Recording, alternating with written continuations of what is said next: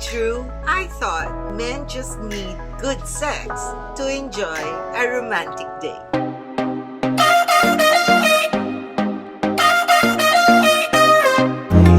Put some music on, turn the lights down low, throw the pillows off the bed, blow the candles out, move your body slow.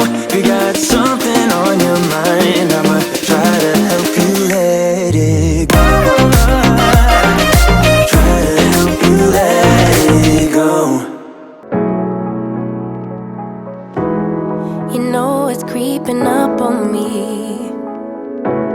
This frostbite gets deep into my bloodstream. Just trying to make the most of it. Babe, I miss your body. You make some kind of fire within me. It's almost like it's burning through my skin. Make myself feel warmer when you're near. Whenever you're near, come on close, 'cause I wanna be by your side. Wanna be by your side. Come on close, get under my skin, give me a piece of your mind. Just for a while, stay by my side. Okay, mamas and papas, because I'm loveless during this Valentine season, I ended up asking questions from my friends who've been married for quite some time. And their answers actually surprised me.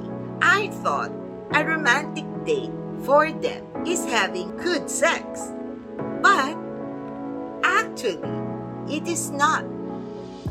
Anyway, mamas and papas, do watch their answers because it will interest you on how men thinks when they are already in a long-term relationship and still in a loving one. Mamas and papas, before we proceed to the exciting video that I know everyone is curious what are the answers given by my male friends of what truly is a romantic date for them, allow me to thank all of them for giving me the time, support, and willingness to share something that is very personal to them.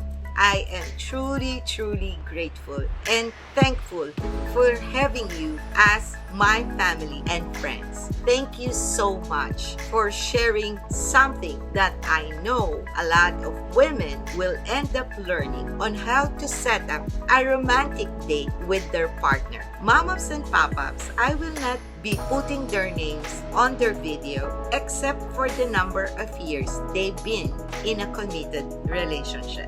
This will tell you that whatever they suggest is actually the most important ingredients for you to try and create a romantic date with your hubby during Valentine's. What is a romantic date for you? Romantic date for me is an occasion for us to be together and we're like 100% in the moment with each other. Wala kang ibang iniisip, walang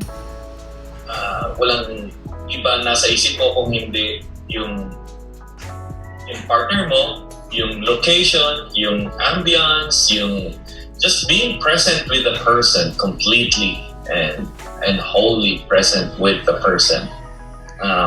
Pag ganun nang nangyari, it seems as if time stands still. It is an activity that involves spending quality time either with your wife or with your partner. As long as you're having fun, you're enjoying each other's company, that's a romantic date for me. When my wife and I save up and travel abroad to go on tour. Romantic date is something like intimate, sacred, and at the same time exclusive.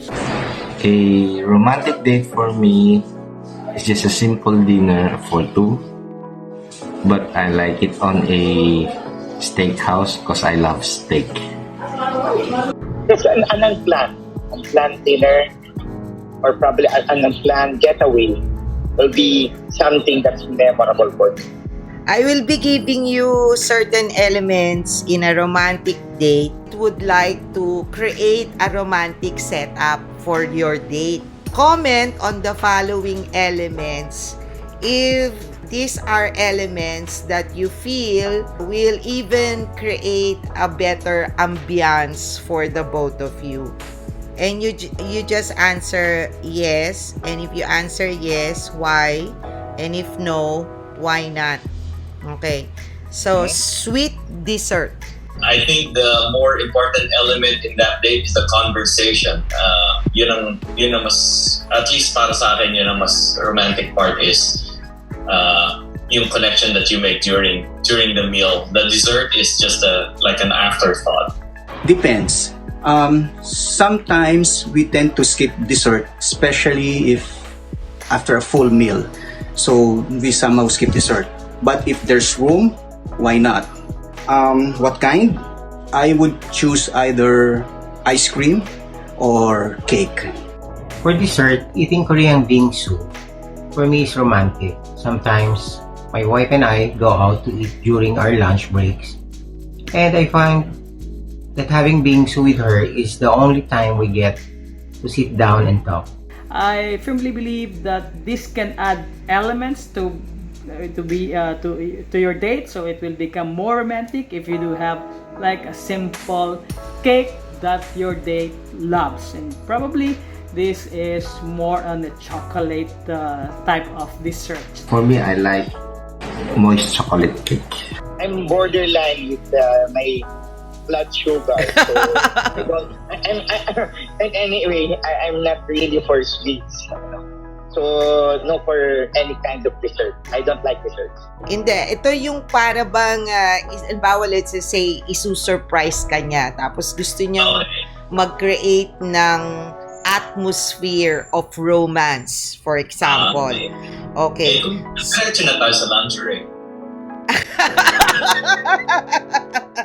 Okay. So, how about wine? This is for women to have an idea on what they should do if they want to have a romantic night with their partner. Wine is really for her. I don't drink. I'm not really a wine person. That's why when we are having dinner, I don't usually ask for the wine list. So it's a no for me. We don't drink alcohol, so no wine. Wine, no? So yeah, this also add elements in terms of being romantic. Wine, it's white wine specifically, so we do love white wine. What kind?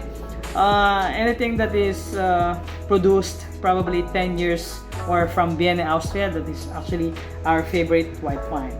Red wine maybe. Okay na ako dun sa red wine. Kahit mumurahin, as long as it is red wine. My wife is not really a drinker.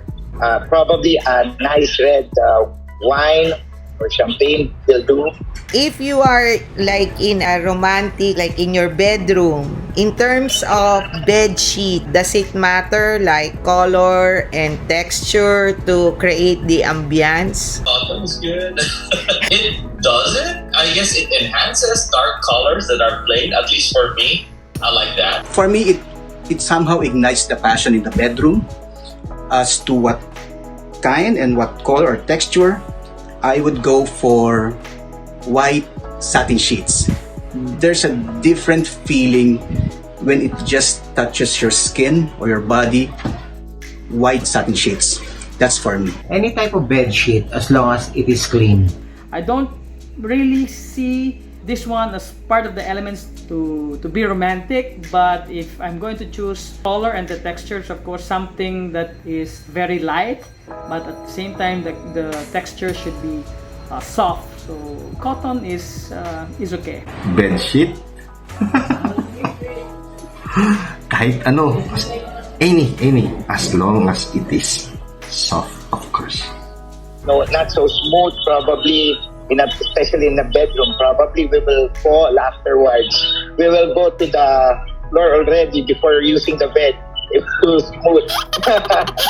And nothing in particular, just a comfy bed will do. Okay, mamas and papaps, are you enjoying their answers so far? Before we proceed, please do watch another video about relationship on how you can gauge whether it's going to be a success or not. These are the 3 factors that might influence their success. And this is about the top 3 reasons why relationships fail. And also, please do watch on the top 5 causes why couples normally fight. What do they fight about? Please do watch it so that you can avoid all these pitfalls and be able to have a successful romantic relationship all throughout this 2021 and in the years ahead. Now, mamas and papas, before we proceed, don't forget to give me a thumbs up and click that like button. If you have not subscribed yet, do subscribe at Jean's Closet and smash that notification bell so that you will be notified every time I upload. And of course, Mom-Ups and Pop-Ups, if you like to have the best ideas on how to really do a romantic date with your partner, then do share this video with your friends and family. If she will set it up, will you find it romantic if there are candles? Yeah, absolutely. Candles work. Candles, it heightens your senses. It can relax your body. And as for the smell, I would go for a scent that would be relaxing and at the same time that can unleash romantic passion. We don't use candles. So candles, I firmly believe that if you want to set up a date, candles is also very important. Whether it is scented, it adds value, it adds elements to that romantic date, but it is not mandatory that it should smell so good. Candles. I'm not a candle guy, but if it is really needed to put a candle, then I prefer lavender scent. Lavender scent, it's okay. Masarap sa ilong yun. I think for me it's not necessary, but I think for the woman, for my wife, it will be something romantic for them. Like candle or probably rose will be for them, not for me, especially not for them. If she wears a lingerie, how revealing would you like the lingerie? Huh? Lingerie that reveals her best asset. Eh, nakataon ang best asset ni Judith is her behind. So, anything that emphasizes that is good for me. Yes, a definite yes. Sexy lingerie is a yes for me. How revealing? Revealing enough, but still something left for the imagination. I find my wife sexiest when she wears my oversized shirts. After date or probably after dinner, you're gonna go into bed, that's right, bed. So your partner should wear lingerie to really attract you better, attract you more. And I firmly believe that not so much in terms of revealing their entire inside entity. That would be fine, and that is sexy and romantic. So there's a little bit of hidden adventure that needs to be opened up, okay? Sexy lingerie. Okay, doesn't matter. Anyway, you're gonna pull it out after, right?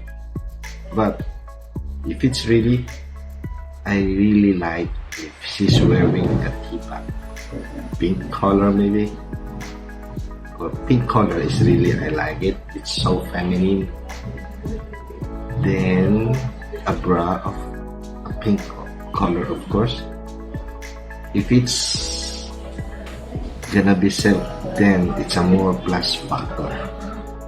Lingerie is very good, especially something romantic. But lingerie, nothing in particular. Probably color red or white. White is best for me, when it comes to lingerie, rather than red. Red is too hot, and not for me. Not so much of the red color.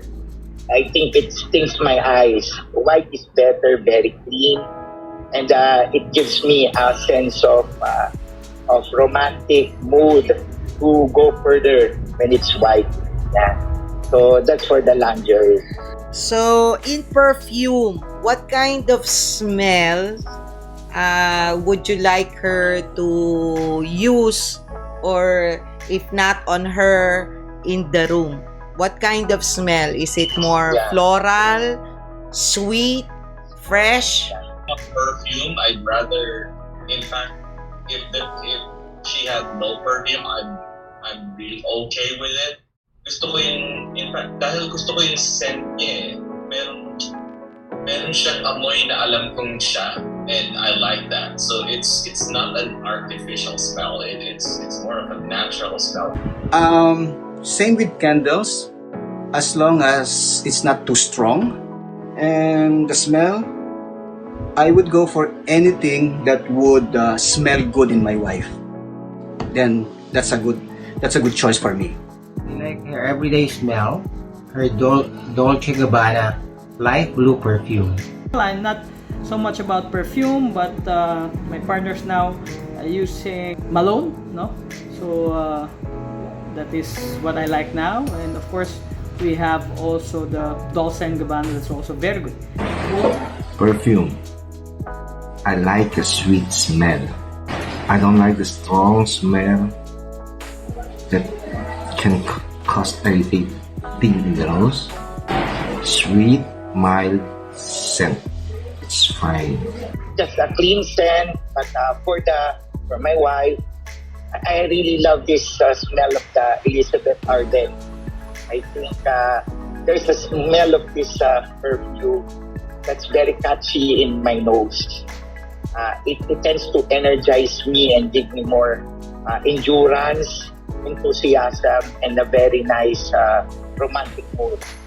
Okay, is location important to you? And if so, what location would you like your wife to bring you to set up a romantic, date? Sa akin, anything that has got to do with beach, that's a romantic setting for me.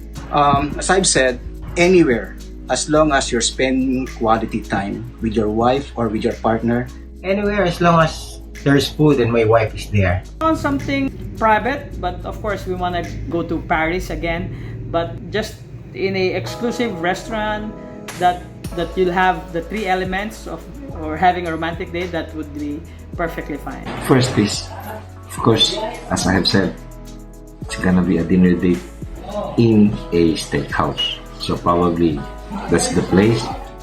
But if the steakhouse isn't available, I guess anywhere, as long as we have the privacy.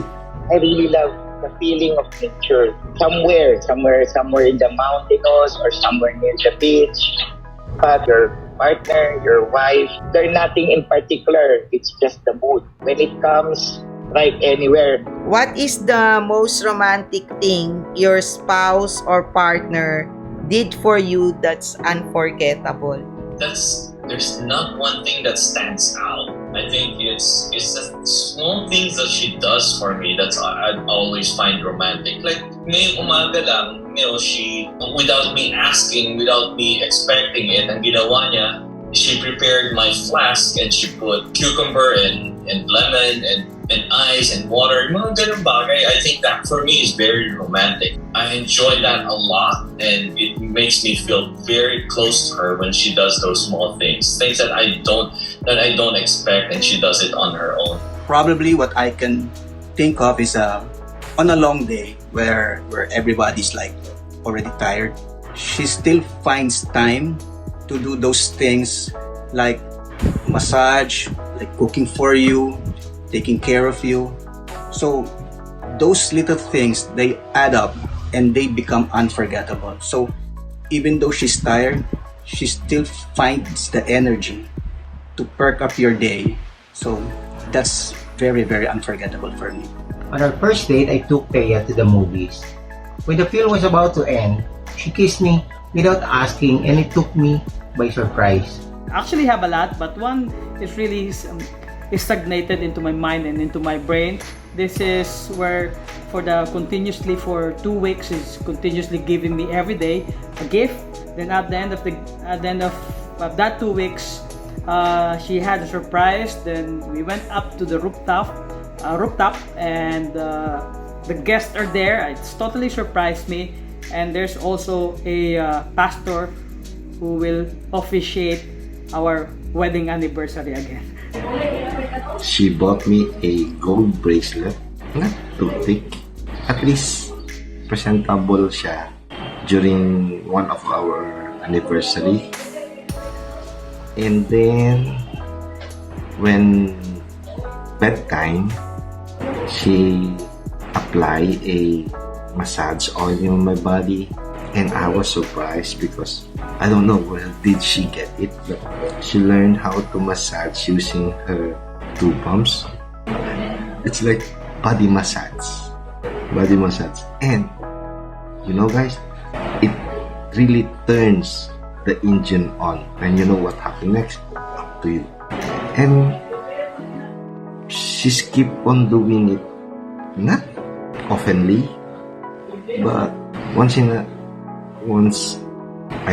year, twice in a year, she's doing it with me. And that's really a big factor in our relationship. When we had the dinner before in Intramuros, no, not knowing that we will go to the rooftop daily, but basically that's one of the romantic setting or date that we have. But there's still so much more to tell now when it comes to memorable. Memorable in a sense na you give the man, or like me, the husband, give more preference to. Because men are not really that romantic. It's more on the passion. Sometimes when I get drunk, she stayed with me through the night. We're not yet married that time, no? But that's one of the memorable things that made me decide she's the one. Sometimes for men, it's more on the act rather than the romantic setting. For us men, it does not matter. It's more on the importance of the situation, the scenario that it happened. That's something more memorable, yet not so much romantic. If there's one ingredient in marriage, which is the most important, what is it for you? Which of the two? We give of ourselves selflessly. We do things for each other without counting the cost. You have to have God at the center of your married life. Whether what kind of relationship you have to have God at the center. Don't forget to pray and be grateful. A relationship built on trust, respect, and forgiveness is our secret. You learn how to allow your partner to grow even without your constant guidance, thus respecting their wants and boundaries. There may be problems that either one of you will create, but what's important is forgiving each other no matter what happens. Number 1 is openness. Number 2 is trust. Number 3 is respect. Number 4 is reciprocity, shared experiences. Alam natin lahat, and we all know that TLC is already there. Trust, love, and care is already there. But the secret of that is, take it from me, because it's been how many years that this works. You know what? Understanding. Understand what she is, where she comes from, and what is her attitudes, everything in her. Understand that. Undying commitment. You know, it's hard to say no, but it's harder to be committed. In spite of it all, the ups and downs, probably a commitment is much more needed rather than the romantic feeling of the relationship, especially during marriage. So always put in yourself, nobody's perfect. That I can say or I can share to have a very long and lasting relationship. Pero ano yung pinaka-ingredient in terms of romance that siyempre, 28 years na kayo, di ba? So, what keeps the fire burning, ika nga? Sex and sex, that's it. I like that! I wanna be by your side. Come close, get under my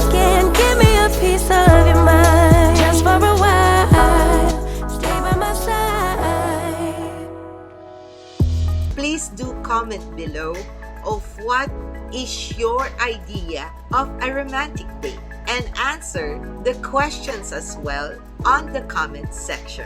Mamas and papas, don't forget to continually support Jean's Closet and my other channel, The Soul in Me Korean Review and TMD Center.